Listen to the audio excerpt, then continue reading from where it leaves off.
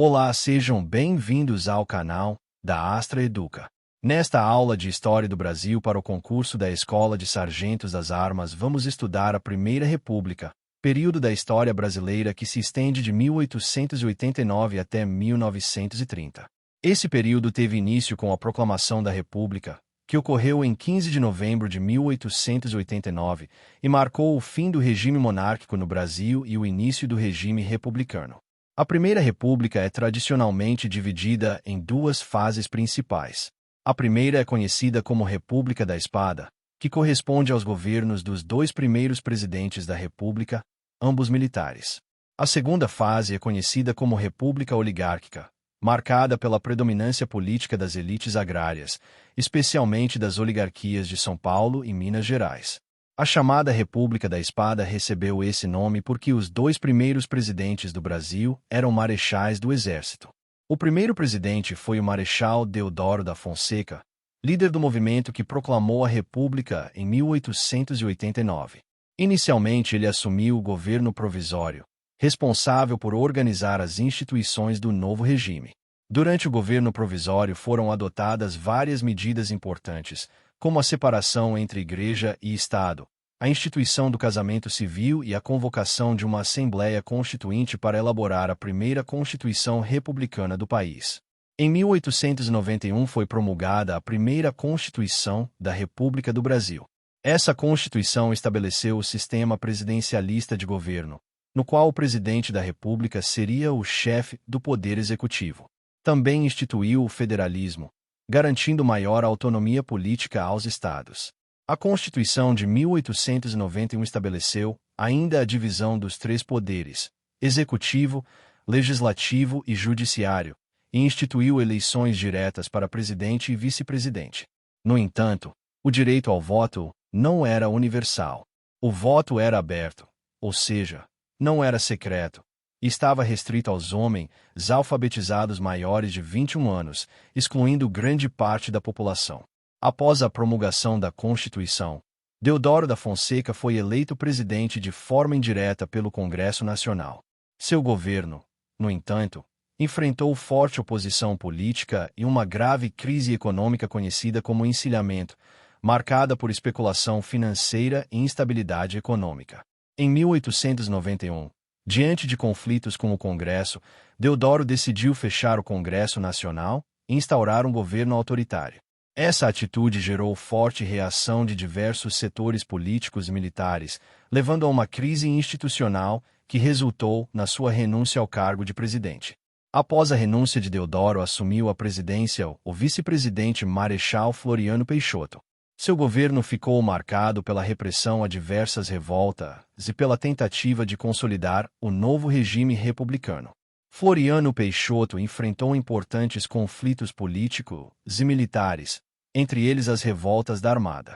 Essas revoltas ocorreram entre 1893 e 1894 e foram lideradas por setores da Marinha que se opunham ao governo de Floriano e questionavam a legitimidade de sua permanência no poder. Os revoltosos exigiam a realização de novas eleições presidenciais. O conflito ocorreu principalmente na cidade do Rio de Janeiro e em outras regiões do litoral brasileiro. Floriano Peixoto reprimiu duramente a revolta, consolidando sua posição no governo e ganhando o apelido de Marechal de Ferro. Outro conflito importante desse período foi a Revolução Federalista, ocorrida entre 1893 e 1895, na região sul do Brasil, especialmente no estado do Rio Grande do Sul.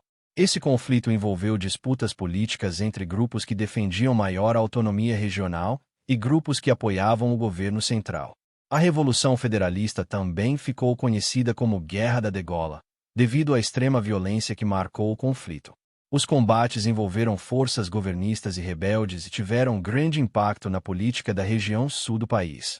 Além desses conflitos políticos e militares, a Primeira República também foi marcada por importantes movimentos sociais que expressavam a insatisfação de diferentes grupos da sociedade brasileira. Um desses movimentos foi a Guerra de Canudos, ocorrida no interior da Bahia entre os anos de 1896 e 1897. O movimento foi liderado por Antônio Conselheiro, um líder religioso que reuniu milhares de seguidores em uma comunidade conhecida como Canudos. Os habitantes de Canudos viviam de forma comunitária e criticavam a ordem política e social estabelecida. As autoridades republicanas passaram a considerar o movimento uma ameaça ao regime republicano. O governo enviou várias expedições militares para combater os habitantes da região. Após vários confrontos, o exército brasileiro realizou uma grande ofensiva militar e destruiu completamente o Arraial de Canudos em 1897. O conflito resultou em milhares de mortes e ficou marcado como um dos episódios mais violentos da história da Primeira República. Outro movimento social importante foi a Guerra do Contestado, ocorrida entre 1912 e 1916 na região de fronteira entre os estados do Paraná e Santa Catarina. Esse conflito envolveu camponeses que foram expulsos de suas terras após a construção de uma estrada de ferro na região.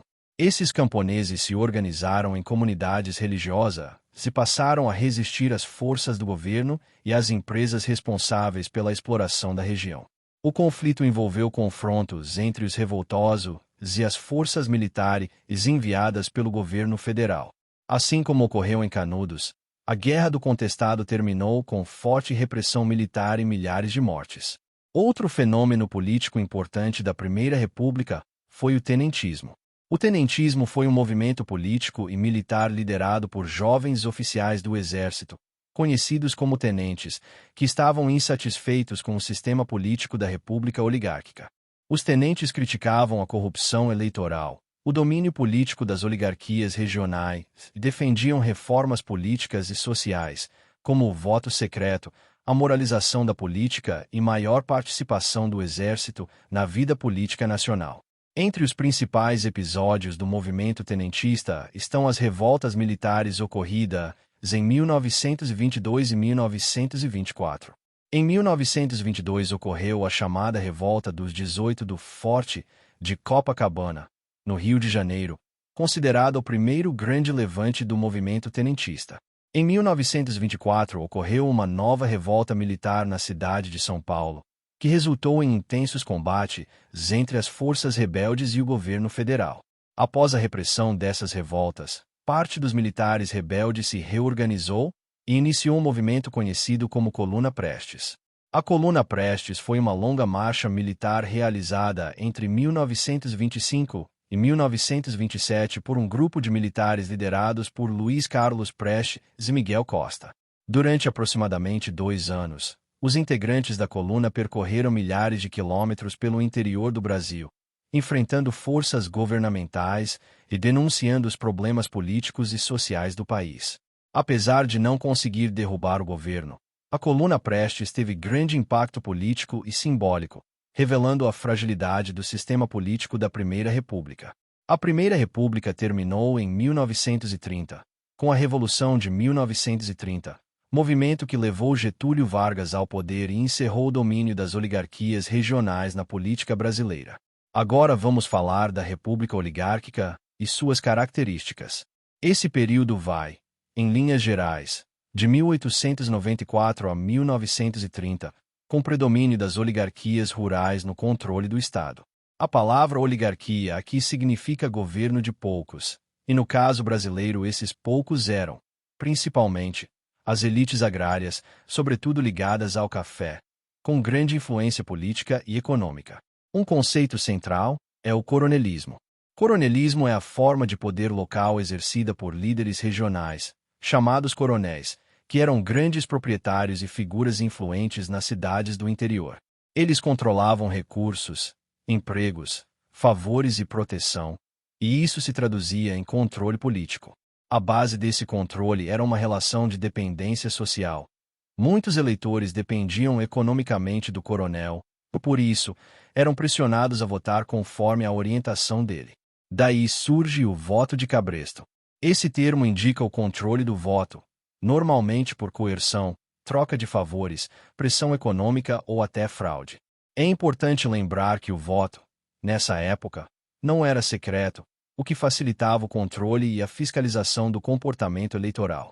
Então a máquina política local, com o apoio de autoridades e alianças estaduais, transformava eleições em mecanismos de reprodução do poder. Agora, política dos governadores. Esse foi um arranjo político criado para dar estabilidade ao regime. O governo federal apoiava os governadores estaduais, e os governadores, por sua vez, garantiam apoio ao presidente por meio de suas bancadas no Congresso. Esse acordo era sustentado pelo controle eleitoral, nos estados, que passava pelos coronéis. Então, a política dos governadores é um mecanismo de troca. Apoio político em troca de autonomia e controle local. Dentro desse sistema, aparece a política do café com leite, que é a alternância de poder na presidência entre as oligarquias de São Paulo e Minas Gerais, os dois estados mais influentes da República Velha. São Paulo representava a força do café. Minas tinha grande peso político e eleitoral. Essa alternância não era uma regra escrita, mas um acordo político informal que, por muitos anos, ajudou a definir quem chegava à presidência. Outro ponto é a política de valorização do café. Como o café era o principal produto de exportação, crises de preço no mercado internacional afetavam a economia brasileira. Então, governos e elites cafeeiras buscaram mecanismos para sustentar o preço do café, inclusive com compra e estocagem de excedentes e medidas de controle de oferta. O exemplo clássico é o Convênio de Taubaté, em 1906, em que se definiu que o Estado interviria para comprar o excedente e manter preços, usando financiamento e proteção econômica. Em prova, a ideia que você precisa fixar é valorização do café, intervenção para manter preços e proteger o setor cafeeiro, garantindo estabilidade de renda para as elites exportadoras. Agora vamos para algumas revoltas sociais da República Velha. Revolta da vacina, revolta da chibata e o fenômeno do cangaço. A revolta da vacina aconteceu no Rio de Janeiro em 1904, no contexto das reformas urbanas e sanitárias da capital federal. O governo e as autoridades sanitárias buscavam combater epidemias, e a vacinação obrigatória foi imposta com forte autoritarismo, somado a remoções urbanas e repressão.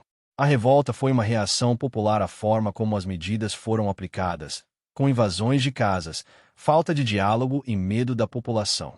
Em prova, a chave não foi contra a saúde em si, foi contra a imposição autoritária e o contexto de exclusão social e urbana.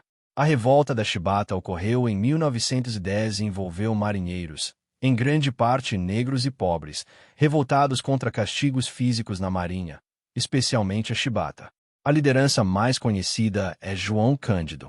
O movimento exigia fim dos castigos, melhores condições e respeito. Houve tomada de navios e ameaça de bombardear a cidade, e o governo negocia, mas depois ocorre repressão e perseguição. Em prova, memorize: revolta de marinheiros, contra castigos corporais e condições desumanas, com forte repressão posterior. O cangaço é um fenômeno social do sertão, especialmente no Nordeste, associado a bandos armados que circulavam pela região, como o grupo de Lampião. Ele tem relação com pobreza, violência, disputa por poder local, ausência do Estado e redes de proteção de coronéis, às vezes usando os cangaceiros como força de pressão. Não é apenas banditismo comum. O cangaço também se conecta a conflitos locais, vinganças, proteção e sobrevivência em um ambiente de extrema desigualdade. Em prova, a ideia central é: o cangaço é um fenômeno social do sertão ligado às condições regionais e ao poder local. Agora, a ruptura oligárquica e a Revolução de 1930. Aqui você precisa entender por que o sistema entrou em crise. Um elemento importante foi a Primeira Guerra Mundial. Depois, principalmente a crise de 1929, a Grande Depressão, que derrubou o comércio internacional e afetou exportações, incluindo o café. Isso fragilizou ainda mais o modelo econômico dependente do setor exportador. No plano político, ocorre ruptura quando o presidente Washington Luiz, paulista, rompe o acordo informal do café com leite ao apoiar outro paulista, Júlio Prestes, para a sucessão, em vez de apoiar o mineiro. Minas se sente traída e se alia a outros estados, como Rio Grande do Sul e Paraíba, formando a Aliança Liberal, que lançou Getúlio Vargas para presidente e João Pessoa para vice. Júlio Prestes vence as eleições, Mas o resultado é contestado, e o assassinato de João Pessoa aumenta a tensão política. Em 1930, ocorre a Revolução que depõe Washington Luiz e impede a posse de Júlio Prestes, levando Getúlio Vargas ao poder. A Revolução de 1930 marca o fim da República Oligárquica e abre um novo período de centralização e mudanças no Estado, com maior intervenção econômica e reorganização política. Por fim, o processo de industrialização brasileiro. É importante entender que a industrialização no Brasil não começa do zero em 1930, mas ganha intensidade e muda de patamar a partir daí. No final do século XIX e início do século XX já havia indústrias, especialmente leves, como têxteis e alimentos, concentradas em áreas urbanas com capital e mercado consumidor, como São Paulo e Rio de Janeiro. O café contribuiu indiretamente, porque gerou capital e infraestrutura, e a imigração e urbanização criaram mão de obra e consumo. Mas a industrialização acelera com crises externas. Quando o comércio internacional é interrompido ou encarece importações, como na Primeira Guerra, mais tarde, com a crise de 1929, cresce a necessidade de produzir internamente, o que chamamos de substituição de importações. O Estado, principalmente na era Vargas, passa a atuar mais, criando políticas, infraestrutura e empresas estratégicas, e isso transforma o ritmo e a estrutura industrial do país. Resumo para a ESA. A República Oligárquica se caracteriza pelo domínio das elites rurais, coronelismo e controle local, voto de cabresto, política dos governadores, política do café com leite e valorização do café para sustentar preços. O período tem revoltas sociais importantes, como a revolta da vacina, contra a imposição autoritária de medidas sanitárias, e a revolta da chibata, contra castigos físicos na marinha, além do cangaço no sertão. A ruptura oligárquica ocorre com crise econômica e quebra de acordos políticos, culminando na Revolução de 1930 e a chegada de Vargas. E o processo de industrialização ganha força com crises externas e com a mudança do papel do Estado, ampliando a substituição de importações e a produção interna.